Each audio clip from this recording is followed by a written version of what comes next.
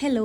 അപ്പോൾ നമ്മുടെ നാട്ടിൽ നമ്മൾ വിഷുവൊക്കെ ആഘോഷിക്കുന്ന പോലെ ചൈനീസ് ആൾക്കാരുടെ ന്യൂ ഇയർ ആയിരുന്നു ജനുവരി 28, 29 എന്ന് പറയുന്നത്. ഇവരും പടക്കങ്ങളും മറ്റ് പല വിധത്തിലായിട്ട് ഏകദേശം ഒരു മാസത്തോളം ഇത് ഗ്രാൻഡായി തന്നെ സെലിബ്രേറ്റ് ചെയ്യും. മലേഷ്യയിലെ തന്നെ ഏറ്റവും വലിയ ബുദ്ധക്ഷേത്രമാണ് കെക്ലോസ്കിയിലാണ് ഞാനിപ്പോൾ നിൽക്കുന്നത്.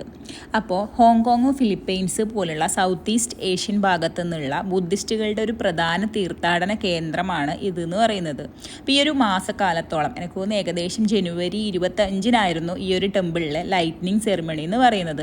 അപ്പോൾ അത്രയും പഴക്കം ചെന്ന ഒരു ബുദ്ധക്ഷേത്രമാണിത്. ഏകദേശം 10,000 ബുദ്ധപ്രതിമകളുള്ള പഗോഡയും അതുപോലെ തന്നെ 36.57 മീറ്റർ ഉയരമുള്ള ഗോഡ് ഓഫ് മേഴ്സി എന്നറിയപ്പെടുന്ന കുവാനിൻ്റെ പ്രതിമയുമാണ് ഈ ക്ഷേത്രത്തിൻ്റെ പ്രധാന ആകർഷണം എന്ന് പറയുന്നത്.